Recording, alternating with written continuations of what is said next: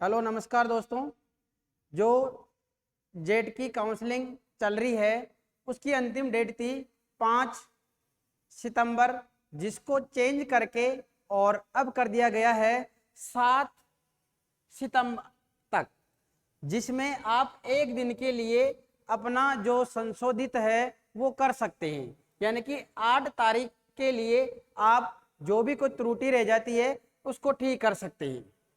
तो ये जो जेट की काउंसलिंग है वो किनके लिए है? जिन्होंने 2023 में यानी कि अभी जो एग्जाम दिया है उनको कॉलेज लेने के लिए, बीएससी एग्रीकल्चर लेने के लिए काउंसलिंग की प्रक्रिया में भाग लेना पड़ेगा।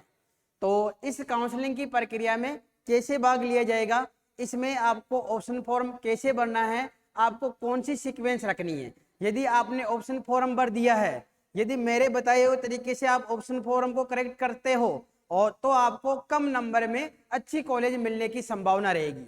किस प्रक्रिया में कैसे कौन से डॉक्यूमेंट्स चाहिए या नहीं चाहिए, कितना पेमेंट लगेगा, क्या तरीका रहेगा, इसी के ऊपर आज इस पूरे वीडियो में अपन डिस्कस करेंगे पॉइंट टू पॉइंट।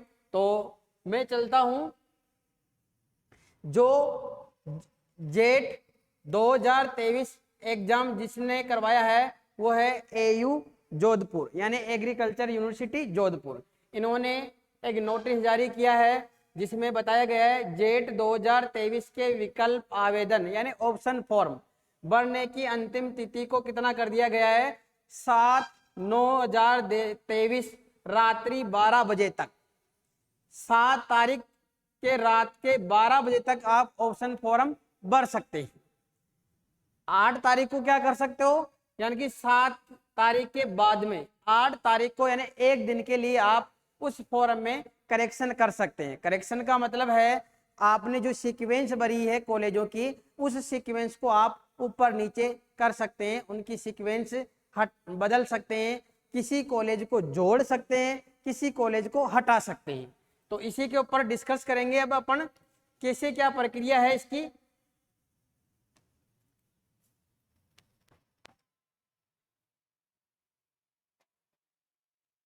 सबसे पहले तो आपको जाना है कहां?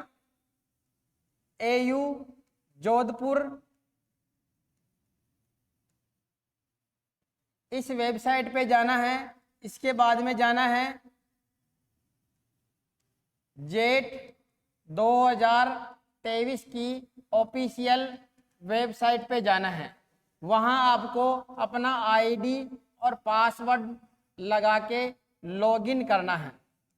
उसके बाद में आपको ऑप्शन फॉर्म फिल करने का एक ऑप्शन मिलेगा जिसमें आपको पहले 5,000 रुपये, विशेष ध्यान रखना, 5,000 रुपये पे करना है। इसके बाद में आपको ऑप्शन फॉर्म भरने की प्रक्रिया प्रारंभ कर देनी है। यदि इससे पहले किसी को पता नहीं हो कि राजस्थान में कितनी कॉलेजें हैं, कौन सी गवर्नमेंट है, कौन सी प्राइवेट है, उनकी कितनी क्या फीस स्ट्रक्चर है, तो आप जैसे ही वेबसाइट डालोगे तो वहां जो जेट है उस जेट के ऊपर लॉगिन करोगे यानी क्लिक करोगे तो वहां आपको अवेलेबल सीट का एक परफॉर्मा मिलेगा, तो आप वहां से देख सकते हो। इसके बाद में क्या करना आपको, विशेष ध्यान रखना है जो ये प्रक्रिया है इसमें किसी प्रकार के डॉक्यूमेंट्स काम में नहीं आएंगे। अभी फिलहाल कोई डॉक्यूमेंट्स रिक्वायरमेंट नहीं है। क्या करना है, ये जो आप ऑप्शन फॉर्म भरोगे इसी से 3 लिस्टें डिक्लेयर होगी, फर्स्ट, सेकंड और थर्ड, जिनका पहले से टाइम टेबल निर्धारित किया गया था। हो सकता है उसको डेट बढ़ने के कारण अब चेंज कर दिया जाए, तो यह आपके और जानकारी आ जाएगी, आपको सूचना मिल जाएगी, इसकी डेट बता दी जाएगी। पहले की डेट के अनुसार आपको 15 तारीख को पहली जो लिस्ट है वो डिस्प्ले होने वाली है। तो यहाँ विशेष क्या ध्यान रखना आपको कि आपको सीक्वेंस क्या लगानी है। जो मेन आपको ध्यान रखना है वो क्या है, सीक्वेंस क्या लगानी है। तो सबसे पहले मैं उन स्टूडेंट्स की बात कर रहा हूं जिनके मार्क्स है जेट में कितने, 200 से 300 मार्क्स।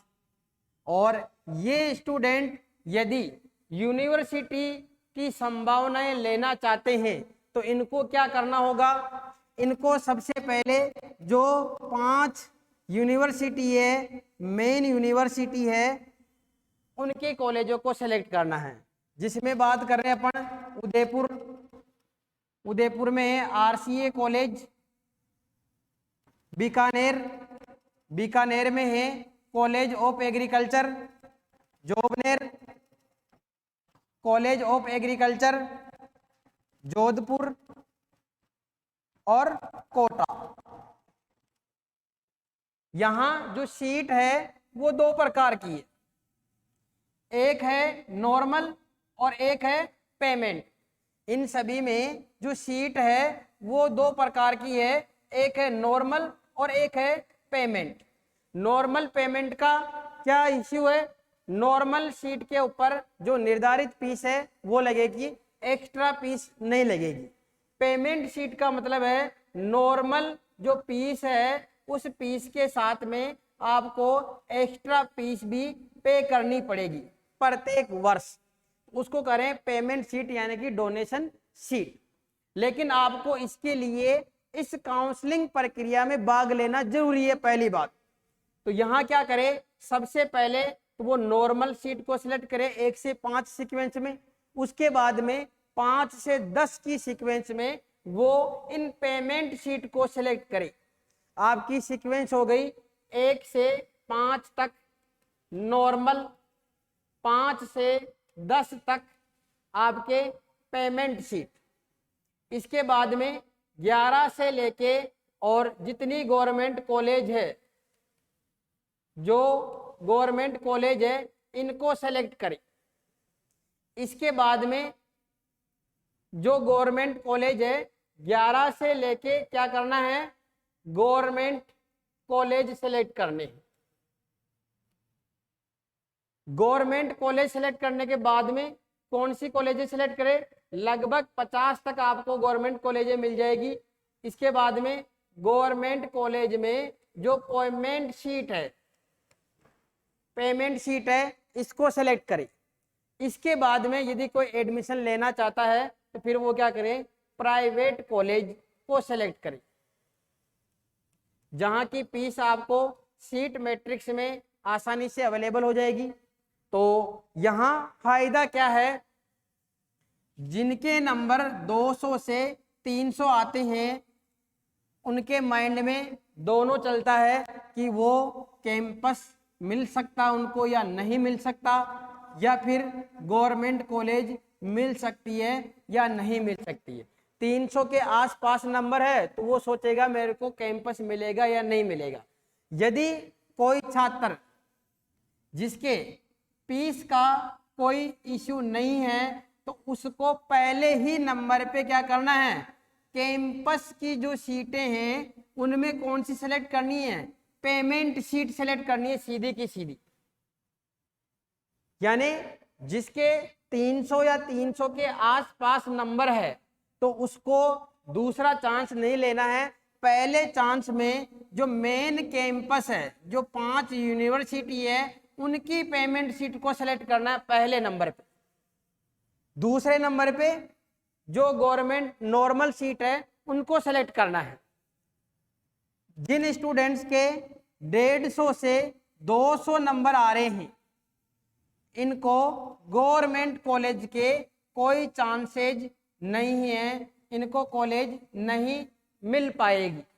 तो इनको क्या करना है, सीधा अपनी फर्स्ट चॉइस, दूसरी चॉइस, तीसरी चॉइस, चौथी, 5वीं, 6वीं यानी कि 10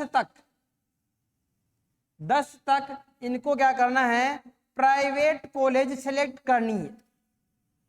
इनको क्या करना है, सीधा 10 तक प्राइवेट कॉलेज सेलेक्ट करनी है। यहाँ क्या करते हैं स्टूडेंट्स, जिसके 50 नंबर है, जिसके 150 नंबर है वो भी पहले नंबर पे लगाएगा उदयपुर, दूसरे पे लगाएगा कोटा, तीसरे पे लगाएगा बीकानेर। जबकि 50 नंबर में किसी को कॉलेज नहीं मिलने वाली है वहाँ पे, जबकि उसकी जो सीक्वेंस है वो नीचे से नीचे डाउनवर्ड में जा रही है। तो उसको विशेष क्या ध्यान रखना है, यदि अपने पास में नंबर कम है तो अपने को डायरेक्ट कॉलेज लगानी है प्राइवेट। यदि मध्यम में है नंबर, यानी कि संभावना है गवर्नमेंट मिलने की या नहीं मिलने की, तो आपके यदि फीस का इश्यू नहीं है तो सबसे पहले आप सीधा लगाओ पेमेंट सीट पे। तो आपको कम नंबर में अच्छी कॉलेज मिलने की जो संभावना है वो 99% आपको बढ़ेगी। जिनके नंबर आ रहे हैं 100 से कम, जिनके नंबर ही क्या है जेट में है 100 से कम नंबर, इनको कोई सी भी गवर्नमेंट कॉलेज नहीं मिलने वाली। तो ये अपनी जो काउंसलिंग प्रक्रिया उसमें किसी प्रकार की गवर्नमेंट कॉलेज को सिलेक्ट नहीं करें। इनको करना क्या है, जो भी प्राइवेट कॉलेज है वो सिलेक्ट करनी है। इससे क्या होगा, पहली लिस्ट में नहीं आएगा इनका नंबर और इनका सेकेंड या जो थर्ड राउंड होगा उनमें नंबर इनको मिलेगा, कॉलेज इनको अलॉट हो जाएगी। इसके अलावा बिना ऑप्शन फॉर्म के आपको जेट में यदि ऑप्शन फॉर्म नहीं भरा है तो जो जेट की कॉलेज है वो भी आपको नहीं मिलेगी। यदि इस काउंसलिंग प्रक्रिया में आप भाग नहीं ले पा रहे हो तो आप 3 लिस्ट तक आपको कोई कॉलेज अलॉट नहीं होगी। इसके बाद में 3 लिस्टें डिक्लेयर होने के बाद में जो सीटें खाली रह जाती है कॉलेजों में, उनके लिए आपके पास प्रक्रिया कौन सी, स्पॉट काउंसलिंग। ये उन्हीं कॉलेजों में होगा जहां पे सीटें वैकेंट रह जाती है। तो यहाँ गवर्नमेंट कॉलेज में सीटें वैकेंट रहने की लगभग ना के बराबर संभावना रहती है। आपको जो सीटें वैकेंट मिलेगी वो प्राइवेट कॉलेज में मिलेगी जहाँ की फीस थोड़ी ज़्यादा रहती है। तो आप इस पहली प्रक्रिया में, यानी जो पहला राउंड चल रहा है, इसी प्रक्रिया में आपको काउंसलिंग करवानी है। क्या लगेगा, 5,000 रुपये का जो चालान है वो भरेगा, यानी ऑनलाइन आपके जिस अकाउंट से कटेंगे उसी जिस अकाउंट से आपने पहले कटवाए हैं उसी अकाउंट से आप कटवा सकते हो या दूसरा भी ले सकते हो। किसी के मन में डाउट हो कि उन 5,000 का क्या होगा यदि कॉलेज नहीं मिलेगी, तो यदि आपको कॉलेज अलॉट हो जाती है तो ये आपके 5,000 रुपये जो टोटल फीस है उसमें से कट जाएंगे। जो बचे हुए हैं ये आपको एडमिशन के टाइम जमा करवानी है। यदि कॉलेज अलॉट नहीं होती है तो जो 5,000 रुपये हैं लगभग 2 से 3 महीने बाद में आपके रिफंड कर दिए जाएंगे। यदि कॉलेज अलॉट नहीं होती है तो, यदि कॉलेज अलॉट हो जाती है लेकिन कॉलेज अलॉट हो जाती है लेकिन एडमिशन नहीं ले पाता है, एडमिशन का मतलब है वो फीस सबमिट नहीं कर पाता है या डॉक्यूमेंट्स अपने सबमिट नहीं करवा पाता वहां, तो फिर आपको जो 5,000 रुपये हैं वो रिफंड नहीं होंगे, यानी आपके 5,000 रुपये कोई काम के नहीं रहेंगे। स्पॉट काउंसलिंग में आपको फिर से 5,000 रुपये पे करके और उस प्रक्रिया में भाग लेना पड़ेगा। तो ये संपूर्ण जानकारी आप अच्छी तरीके से चेक करें, अपनी सीक्वेंस को एक बार फिर से मैच करें, अपने मार्क्स कितने हैं उसके अकॉर्डिंग अपनी सीक्वेंस को सेलेक्ट करें, जिससे कि आपको पहली जो लिस्ट है उसी में आपको कॉलेज अलॉट हो जाए और आपके कम नंबर आने के बावजूद भी आपको अच्छी कॉलेज जो मिलने की संभावना है वो इससे बढ़ जाएगी। तो ये जानकारी आपको अच्छी लगे तो इस जानकारी को अपने दोस्तों के साथ शेयर करें, जिससे कई सारे दोस्त ऐसे हो सकते हैं जो इसने अभी तक काउंसलिंग नहीं करवाई है या उसके पास में सूचना नहीं पहुंची है, कैसे करवाएं, क्या करवाएं या कहाँ जाके करवाएं। तो इससे वो देख के इस वीडियो को और अपनी जो समस्या है उसका सॉल्यूशन कर सकता है और अपनी जो काउंसलिंग प्रक्रिया है उसको कंप्लीट करके और बीएससी एग्रीकल्चर में वो एडमिशन ले सकता है। धन्यवाद।